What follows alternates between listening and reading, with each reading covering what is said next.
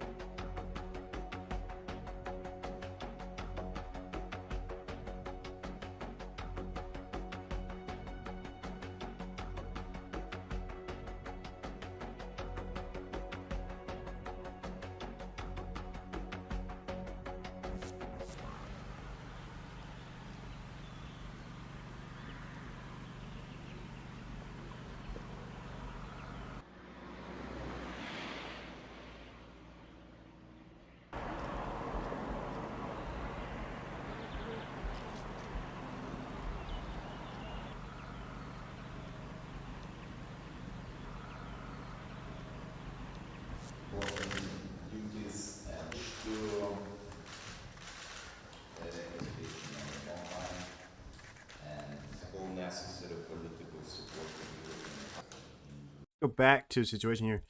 So this right here as well, is something to keep an eye on, that I've been keeping an eye on. But this is the border with Belarus and Russia. This is how it looks like. Obviously, Ukraine is still sort of afraid of the inevitable. If Belarus was to decide to join the war, which it's threatened to do many times, it doesn't look like it's going to happen, but it's been threatened. So, yeah. One of the things you want to point out here is that there's protection. So this is, all this is Ukraine, all this land here. You think to yourself, well, why aren't the fortifications up here? The fortifications is always good to have, these ones right here, which is tank barriers as well. Infantry can still get through that, but there's also barbed wires, if you can see that. And then this is just open lane. This is basically no man's land. If they were to invade, this would automatically become no man's land. And it's one of the most dangerous things, because Belarus would have to attack. Ukraine would be on the defense. So we're talking about a bunch of age-old tanks and a bunch of Belarusian soldiers with 1950 equipment running on this field here, which is effectively no man's land, against an enemy that has had 2 years to fortify that position. So for Belarus to be able to, or even try to attack from this position again, running across this vast empty nest, which, and by the way, you say, oh, well, what if they have sufficient air support? They don't have air support at all. So this is really great, and it's, they're taking it seriously. They don't think Belarus, and for Belarus to do this, it would be stupid. They couldn't.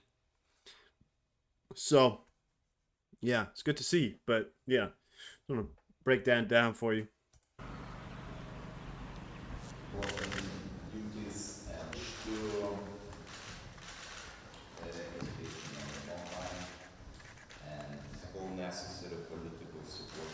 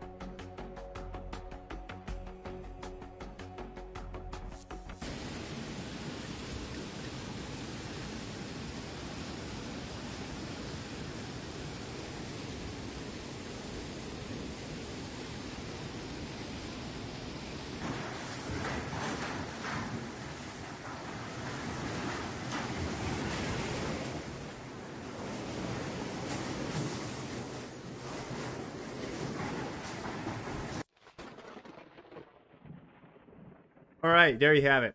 So now we're gonna get to the main business, the reason why you're probably here and what you want to hear about today. Let's bring it up for you here, and I do have a tweet here for you. We actually have a lot of interesting stuff here today.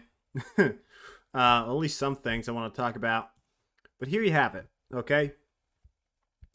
Britain, France, and Northern European countries, which include Sweden, Denmark, Norway, maybe Norway, Finland, very likely. So Northern European members, Germany, maybe, are preparing to send troops to Ukraine. And that sentence right there, right? So yeah. So the U.S. State Department consultant Edward Luttwak said in a column on the Unheard portal, in his opinion, NATO countries will soon have to send troops to Ukraine anyway. Sent troops to Ukraine anyway. Otherwise, the alliance will be forced to accept a catastrophic defeat. So you think to yourself, what is this going on? What's going on here? Are we going to war? I'll give you my honest opinion about this. The chances of us going to war here might be sufficient.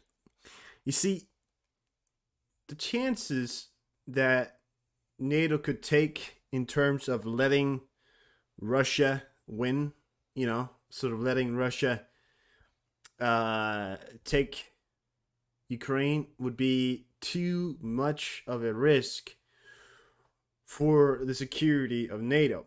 NATO realizes that Russia has restructured its military, and this is also another report that Russia has restructured its military to be sufficient enough to eventually fight on a level against NATO, which is unheard of.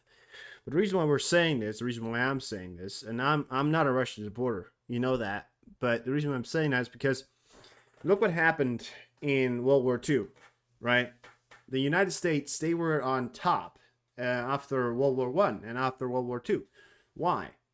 Well, because they had such massive capabilities of production, and they just turned that into, capabilities to produce everyday groceries and everyday things. And Russia is in the same situation. They have spent what is their larger economy now on manufacturing of defense products. This means they can produce a lot. And you think to yourself, well, they're alone in the world. Well, China, which has a massive economy and a lot of consumers. The problem is, China, North Korea, Iran, all these countries, they have a lot of consumers. North Korea has nobody else to turn to. They turn to Russia. So Russia has a very open market in that area. Well, open.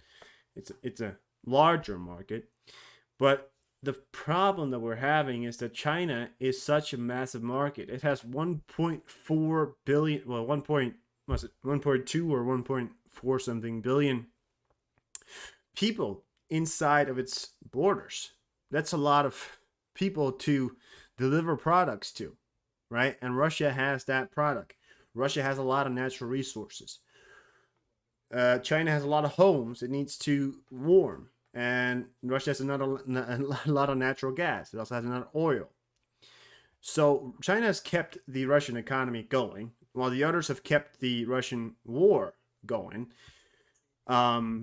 So that's our problem here. And then Russia turned their economy and basically their whole system into this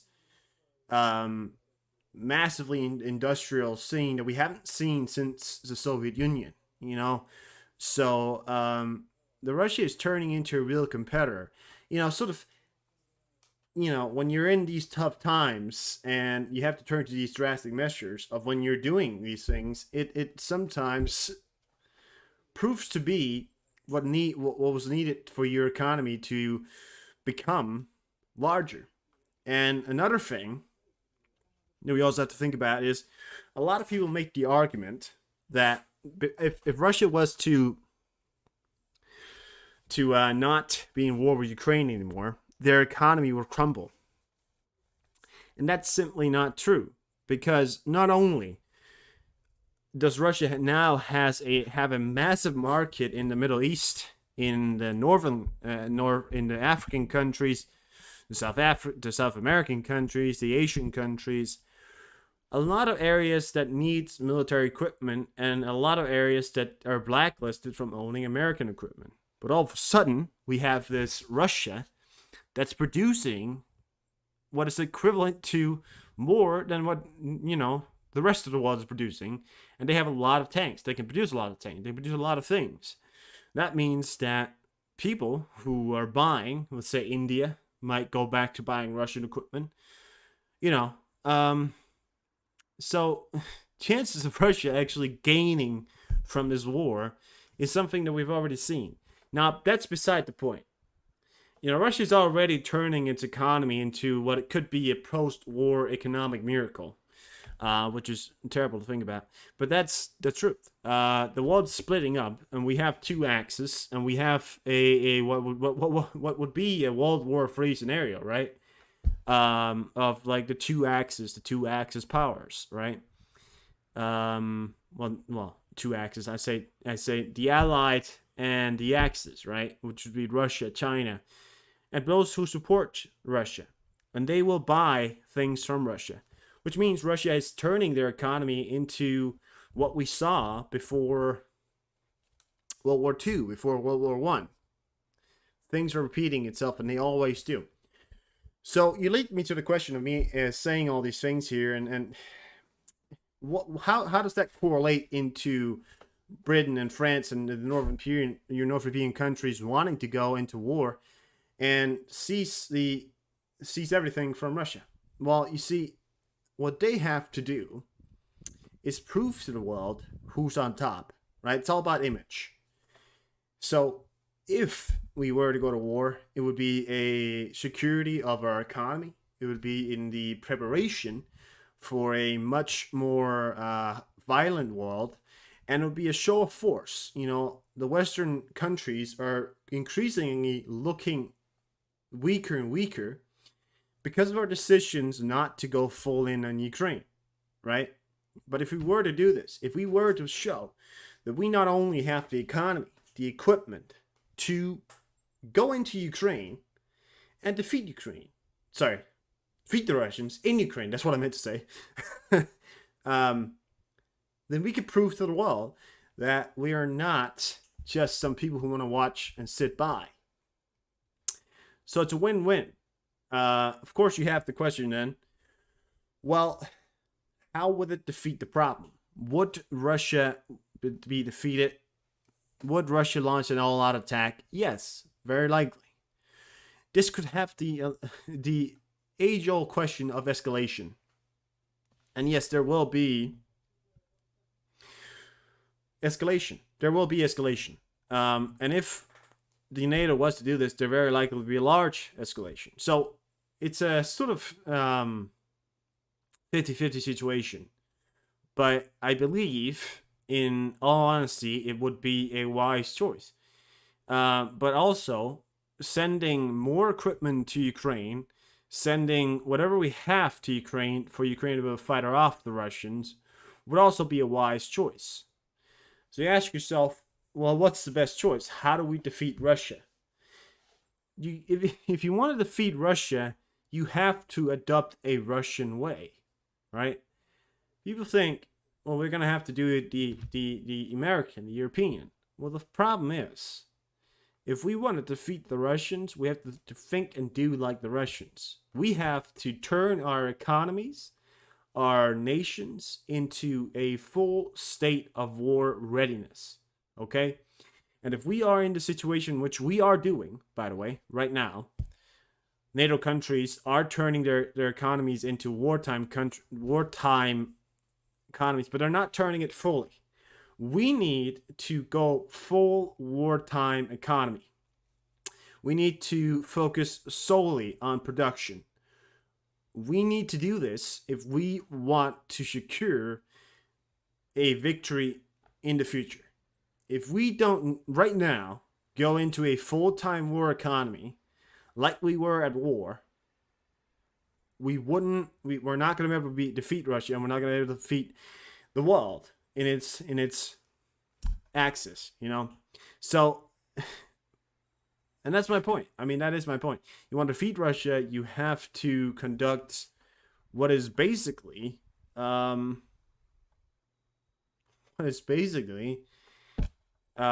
Russian tactic of how to defeat the Russians. So that is my point of view, and that is something I think a lot of people share.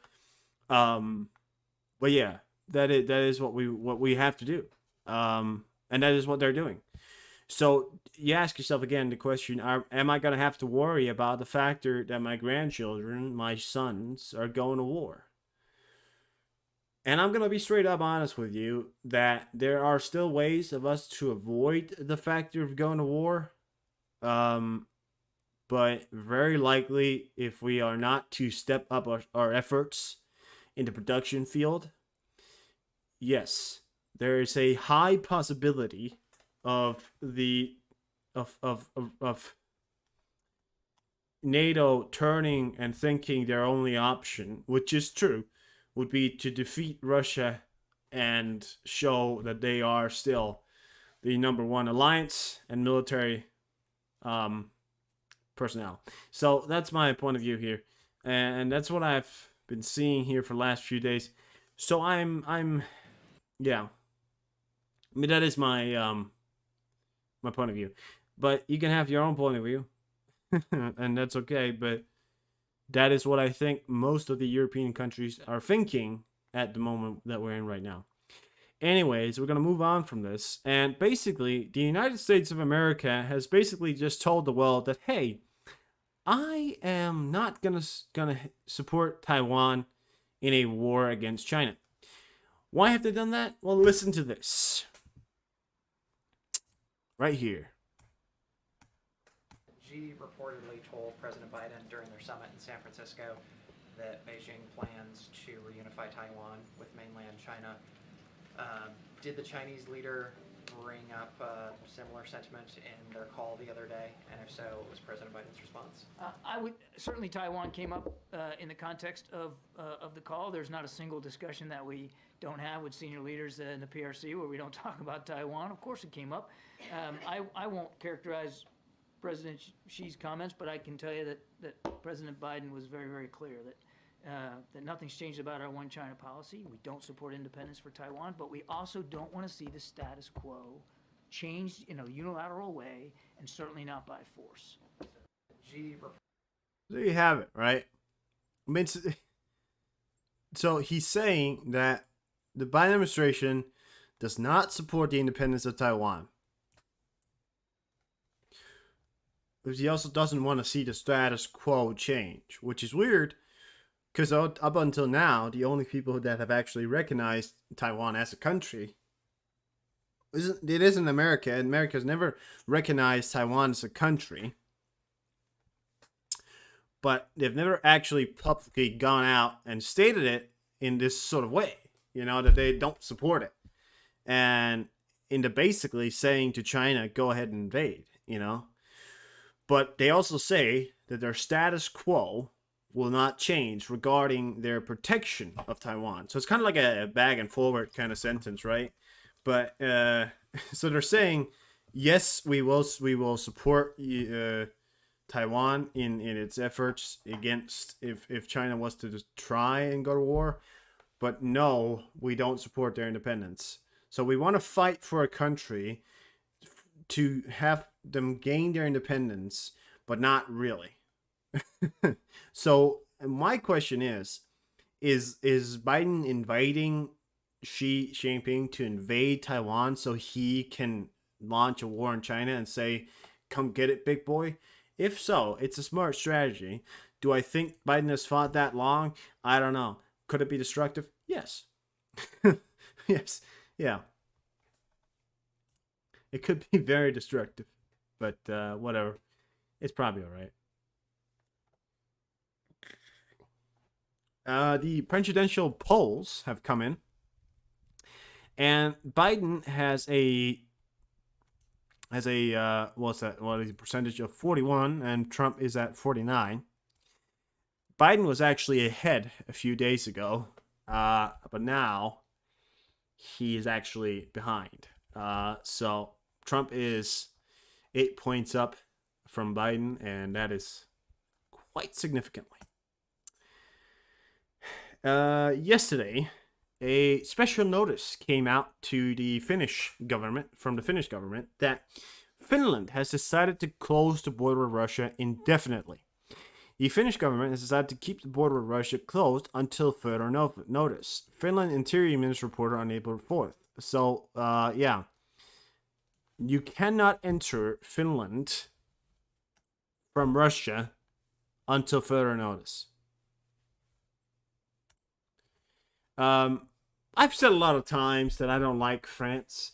And when I say I don't like France, it's not because I don't like the people. I think the people are probably nice. Most of them are. Some of them are. The whole women smuggling and all that, blah, blah, blah.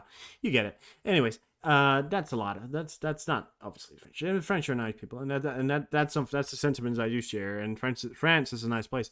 But the French leadership is something that I think everyone, even the French, sometimes agree on is a sucky thing. But lately, Macron, who is the two-time elected president, El Presidente, which is not French, but I just said that, that he has recently turned his act around. He's actually the one calling for sending troops to Ukraine and even offering the factor of sending French troops into Ukraine, and that nobody else will be needed. So the Wall Street Journal reports that Macron has told the US and NATO that their troops won't be needed if France sends its soldiers to Ukraine and those troops come under attack by the Russian army. So basically, I don't know if France is planning on sending unofficial soldiers or volunteer soldiers, or if he's planning to send official soldiers, government-sanctioned soldiers, to Ukraine, and then basically tell them, hey, you know, we actually we actually want to invade you guys. So I don't know if exactly what he's doing or what his plan is, but as far as I can tell, it's an uphill battle with him. He's sort of a back and forward kind of guy. You know, he goes forward sometimes and has some policies that I agree with and I think is great and all that. And then he goes backwards sometimes and pulls out these weird policies where you're like, what the fuck does that even mean? You know? Holy shit! What the fuck? State of emergency declared in Chabarovsk after radiation jumped 1,600 times higher than normal. The Moscow Times. A capsule with cyan is reported to have been found. I don't even know what that is. I don't. That was reported 5 minutes ago. Okay. That is something. That's interesting. Don't you think? It's pretty interesting. All right, let's check out more news here. Okay, so the U.S. Justice Department will reopen antitrust investigation into the National Association of Realtors over suspected inflating of cost of selling a home. Bunch of a-holes. A 6.1 magnitude earthquake just struck the Tungo Islands in the Pacific Ocean. A repeat series of earthquakes has just hit the Pacific Ocean. Taiwan had a 7.1 magnitude earthquake, which is insane, but they survived with minimal damage. New York was hit, so it's also towards the Atlantic, which is insane. But it's sort of it's probably some kind of tectonic movement in that direction there. But New York was hit with I think it was like 4.6, and some people actually said that they saw the Empire State Building wiggle back and forward, which it's meant to do. But yeah, that's also sort of a scary thing. Japan had I think it was in the 6 something scale earthquake, so there's some kind of seismic events going on in the Pacific, translating all the way over towards the North Americans. So I'd certainly keep my eye open on the screen. Could be more. There is probably some kind of national or worldwide earthquake watch. I don't know, probably. I'd imagine. Ukraine launched a series of drone strikes against military airfields in Russia in the early hours of April 5th, allegedly destroying or damaging 19 warplanes, source independent. I saw that, and I think we saw that on the, if you missed that, go back to the start of the stream. We were watching Flash News, or you can go to Flash News and watch that yourself. Oh yeah, okay, so a new 4.4 magnitude earthquake in New York area. Just in here, this is no joke. I literally just talked about this. You just heard me talk about this. And this is like, you just heard me say this. So yeah, 4.4 magnitude earthquake has just hit in the New York area. A 4.4 magnitude. That's not, holy shit. It's 2 in the past 2 days, or 2 days. The other one was 4.6. That's a lot. That's something. It's quite significant, I gotta say. I mean, 4.4 is not, it's not nothing. Yeah. Okay, another earthquake felt across New York and New Jersey. So it's in New Jersey and New York. This is from the Spectre Index here, just reported here. So keep your eyes out, guys. If you're in New York, just be careful. I want to get down from the high rise. I don't know. I mean, buildings are made to withstand that kind of stuff. Because they do expect the buildings, and they do expect there to be earthquakes, so they have made the buildings able to withstand it. But I don't know. You know, 4.6 and now 4.4. I mean, all that shit, all that, you know, could be quite significant. Oh, we got a P8 in the Mediterranean. Hello, what are you doing there? That's a sub hunter. We got a sub hunter in the Mediterranean.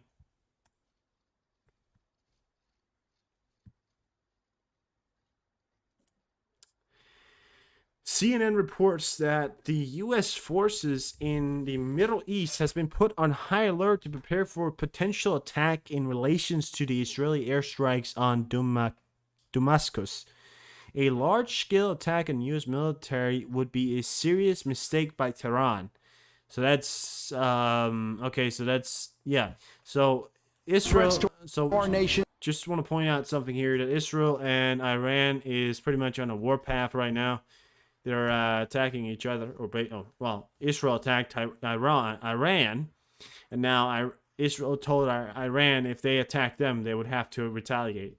So, like, Israel is like the most ridiculous enemy ever. They attack everyone.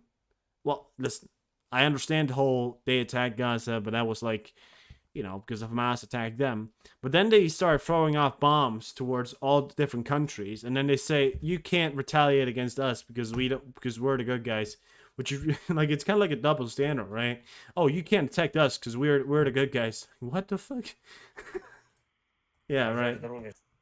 Anyways, hey, watch this for a second here. This is Zelensky here. Just give you an update on his situation here. I don't know who he is. Is he in the White House? I don't know. Well, no, probably not. Anyways, have a good time watching this. Бажаю здоров'я, шановні українці, українки. Сьогодні Чернігів, Чернігівщина. Наш захист тут, наші воїни. Я дякую всім, хто задіяний в регіоні у будівництві фортифікацій. Чернігівщина працює згідно з графіком. Заслуга в доповіді військового та безпекового керівництва області, питання оборони, знищення російських ДРГ, протидія обстрілам. У всіх прикордонних районах проблематика однакова, постійні російські знущання, обстріли, терор.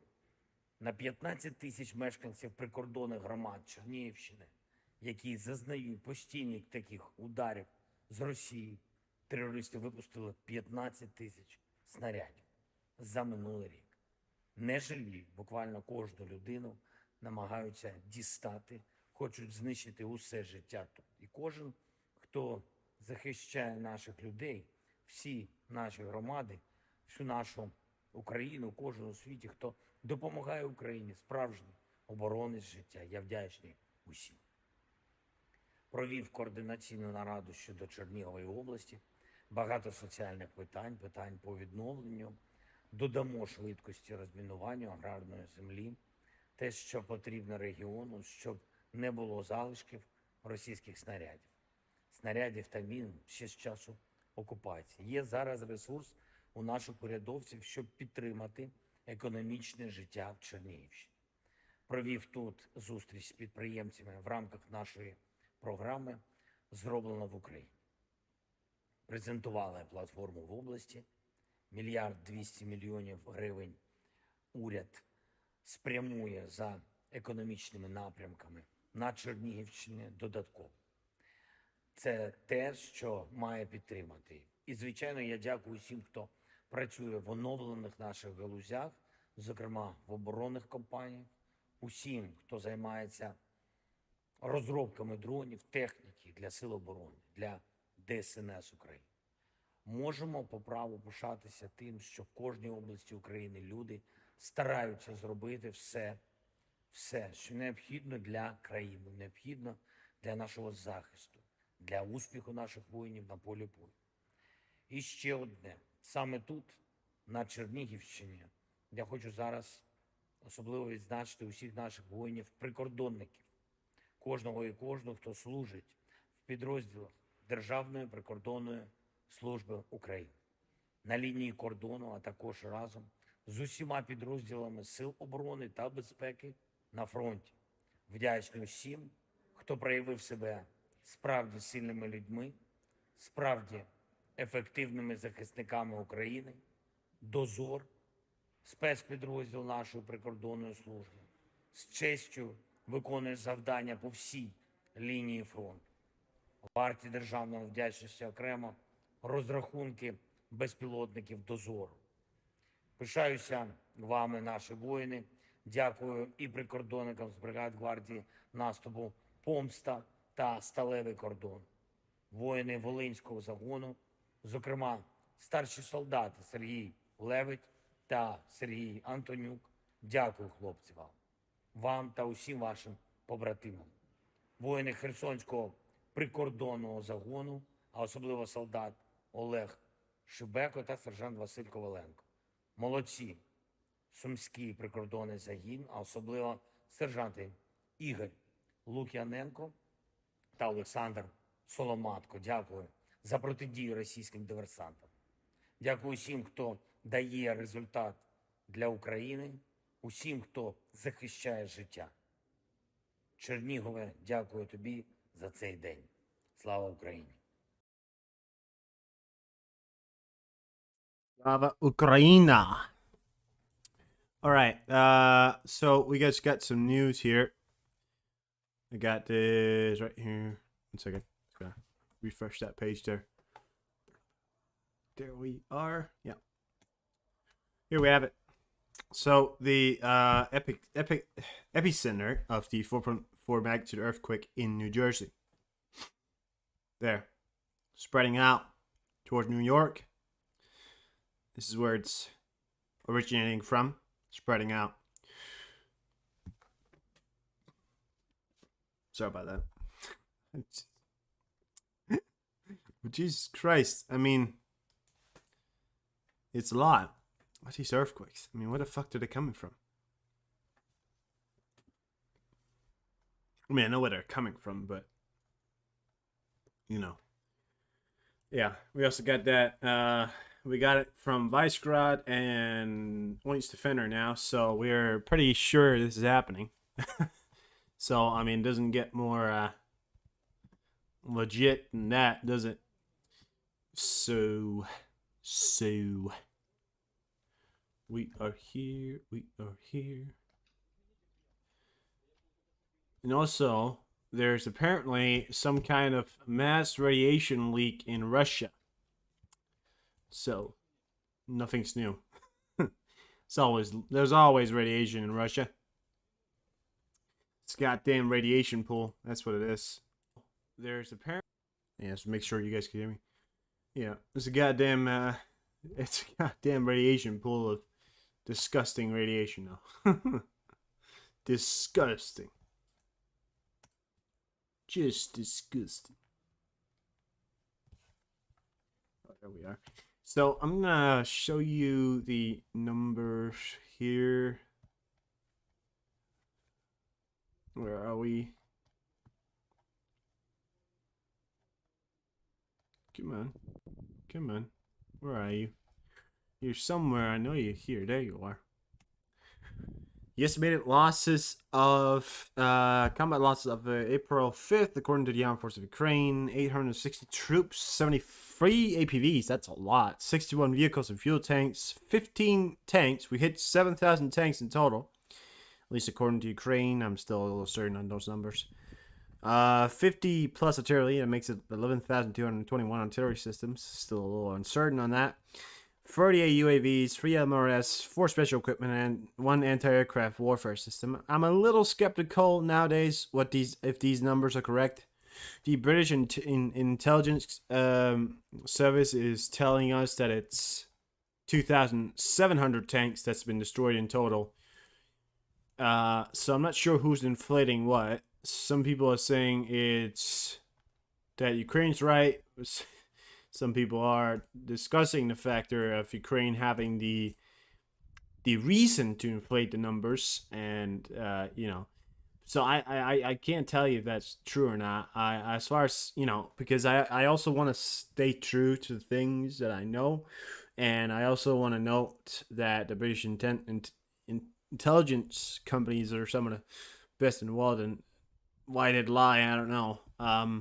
So I don't know.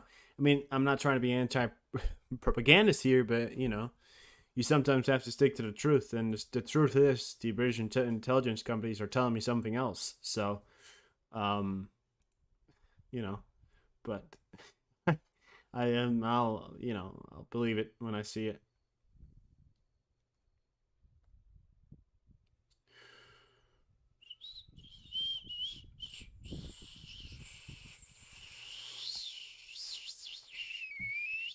Yeah.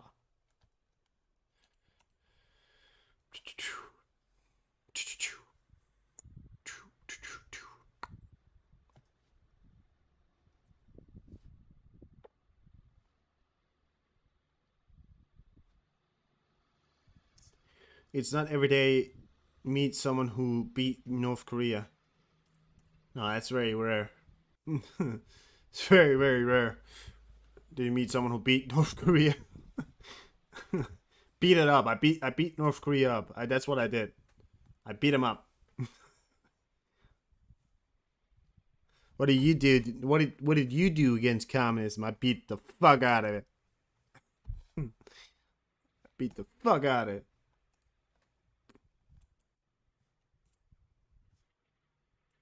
That's right, bitch. I don't mess around. I beat the fuck out of communism.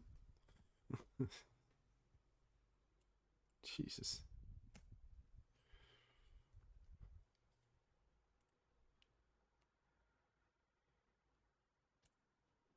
Some bad air quality in Ukraine, in the Oblast, Dnipro Oblast region. I don't know. Probably just maybe there's some fires around. A lot of fires in Ukraine, according to the map. So could be some pollution from the fires, or just in general all the smoke in the area. There's a lot of smoke right now going on in Ukraine. A lot of smoke that they're because the soldiers are smoking a lot, but of course that's also happening. It's because the amount of fires and vehicles burning. It's just creating a lot. It's creating like a landscape that's very, very foggy, and yeah. So yeah, a lot of stuff going on there. Couldn't cover it all, but Iran has placed its armed forces on full high alert, and decisions has been made that Iran must just respond directly this time to create deterrence, to Iranian officials says. So we are now watching. So this is actually what I'm watching now, because I have the U.S. military has just been told that their soldiers has just been told to be on full readiness. So Iran has told its military to be full on readiness, and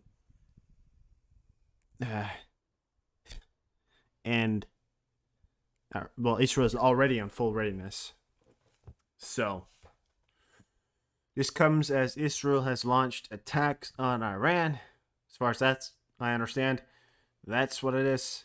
Iran deserves it. I mean, let's be honest with ourselves here.